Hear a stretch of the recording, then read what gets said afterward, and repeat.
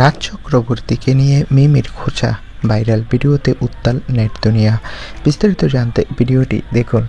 টলিউডের সম্পর্ক বিচ্ছেদ আর কাদা ছোড়াছড়ি নতুন কিছু নয়, তবে এবার তাতে আগুন জ্বালালেন মিমি চক্রবর্তী। সোশ্যাল মিডিয়ায় ভাইরাল হয়েছে রাজ চক্রবর্তীর একটি ভিডিও, যেখানে দেখা যাচ্ছে তিনি আবির চট্টোপাধ্যায়ের স্ত্রীকে ক্যামেরার সামনেই জড়িয়ে ধরে চুমু খাচ্ছেন। এই ভিডিও নিয়েই বিস্ফোরক মন্তব্য করলেন মিমি। দেখলেন তো এবারে কার চরিত্রটা খারাপ? সবাই তো আমাকে দোষারোপ করেছিল।